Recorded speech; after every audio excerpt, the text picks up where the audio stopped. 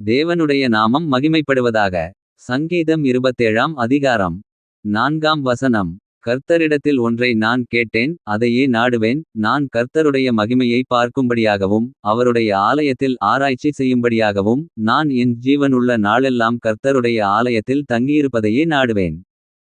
கர்த்தருக்குள் பிரியமானவர்களே, நாம் இந்த பூமியில் தேவன் கொடுத்த நாட்கள் உள்ளளவும் நம் சரீரமே தேவன் தங்கும் ஆலயம். நம் சரீரமானது தேவன் தம்முடைய கரங்களால் உருவாக்கி தேவ சாயலாக படைத்தார். அவருடைய சுவாசத்தை கொடுத்து ஜீவ ஆத்துமாவாக மாற்றினார்.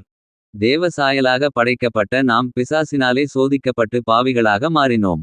தேவ சாயலை இழந்து போனோம். தேவ சாயலை இழந்து போன நம்மை மீட்க தேவன் தம்முடைய ஒரே பெயரான குமாரனை இந்த உலகத்திற்கு அனுப்பி நம்மை பாவத்திலிருந்து விடுவிக்க தம்மையே பலியாக தந்தார்.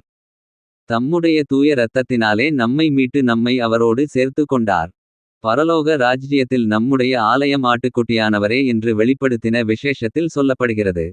தம்முடைய இரத்தத்தினாலே நம்முடைய பாவங்களை மன்னித்தாரே. அவர் வருகையில் நாம் பரிசுத்ததில் நிலை பெற்றவர்களாக காணப்பட அழைக்கப்பட்டிருக்கிறோம். மாம்சமான காரியத்தை வெறுத்து தேவனுடைய சிந்தை இயேசு கிறிஸ்துவினுடைய சிந்தை நமக்குள்ளாக காணப்பட நம்மை நாம் முழுமையாக அர்ப்பணிப்போம். தேவன் நம்மை பரிசுத்தப்படுத்தி பெலப்படுத்தி தம்முடைய பரிசுத்த ஆவியினாலே அவர் நம்மை தேற்றி வழிநடத்துவாராக. கொரிந்தியர் 3ஆம் அதிகாரம் 17ஆம் வசனம். ஒருவன் தேவனுடைய ஆலயத்தை கெடுத்தால் அவனை தேவன் கெடுப்பார். தேவனுடைய ஆலயம் பரிசுத்தமாயிருக்கிறது, நீங்களே அந்த ஆலயம். ஆமென்.